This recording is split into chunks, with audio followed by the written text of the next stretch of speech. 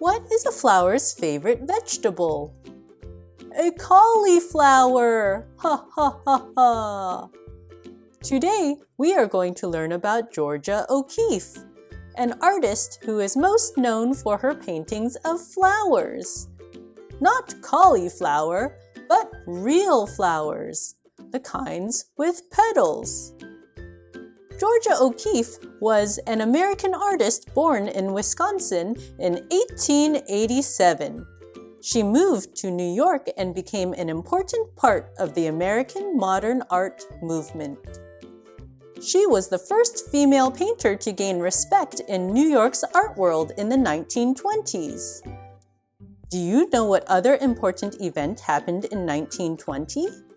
The 19th Amendment. Elizabeth Cady Stanton and Susan B. Anthony led the women's suffrage movement in the United States, resulting in the 19th Amendment in 1920 that granted women the right to vote. Georgia O'Keeffe loved beautiful things from nature like flowers, landscapes, and bones. Let's look at some of Georgia O'Keeffe's paintings. This is a painting of a skull. Can you tell what animal it is? It's a cow. This painting is called Cow's Skull, red, white, and blue. Do you know that people also have skulls? Our skulls are part of the axial skeleton. Do you remember what bones make up the axial skeleton?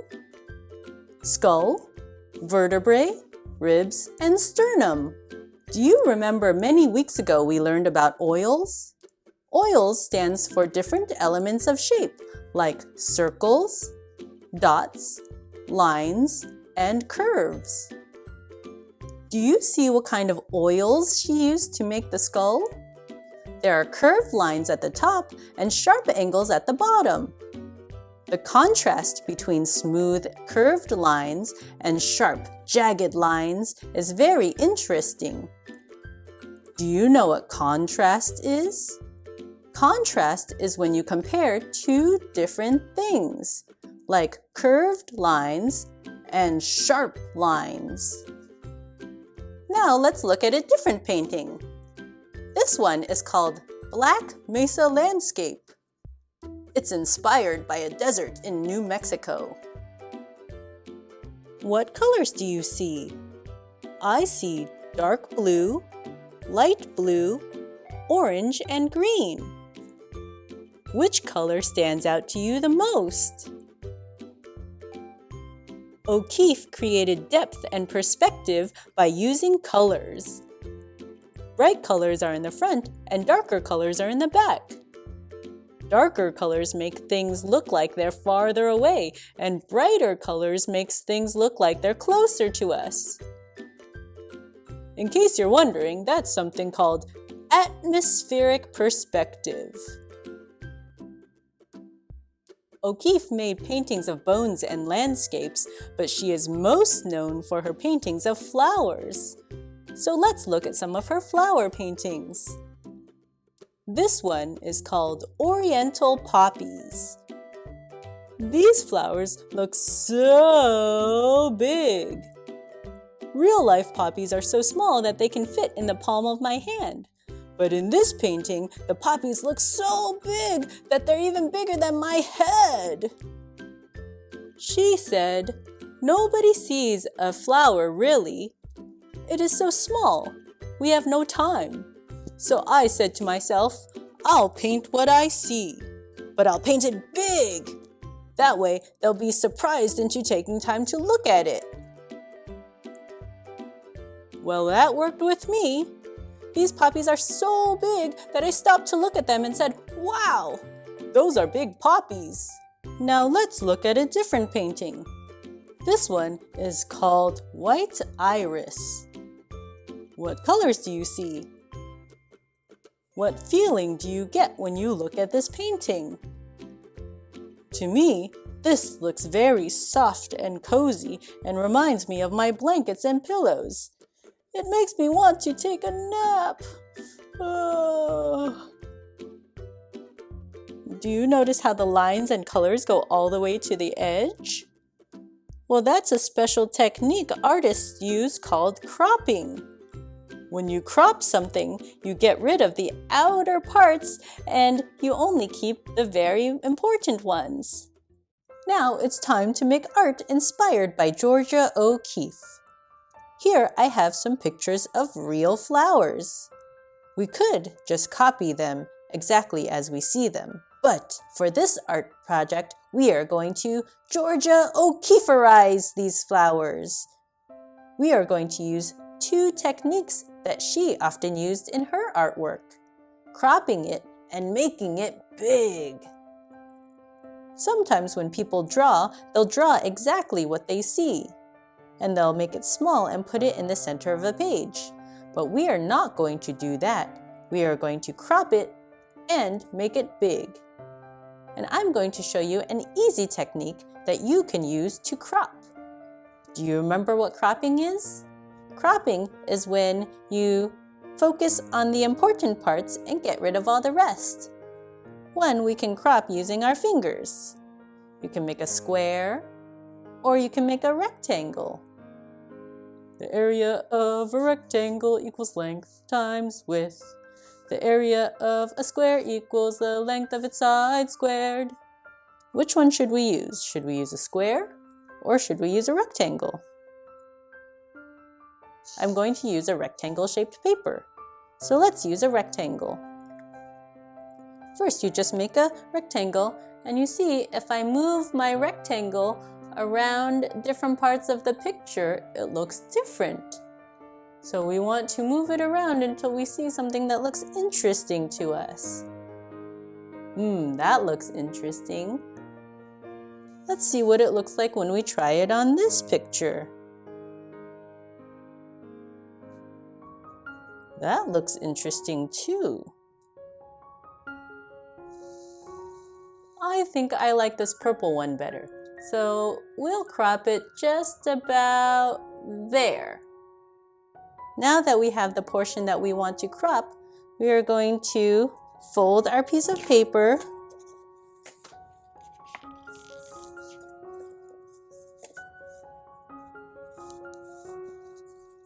into a rectangle shape. That looks good.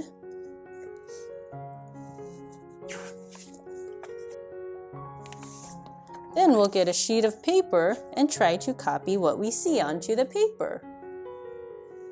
First, I'll get my pencil.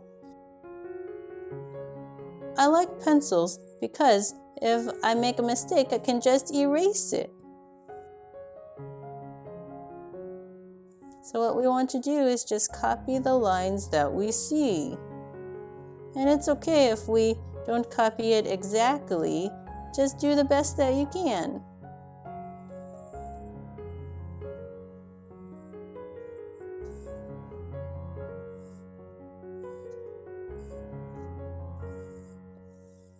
There's some petals there, and each petal has a colored strip in the middle of each petal.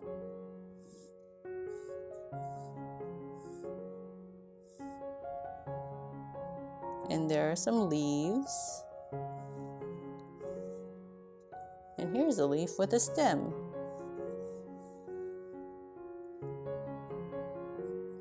And these have little spiky lines. And when we get the general outline of what we're going to draw, we can trace it with black marker.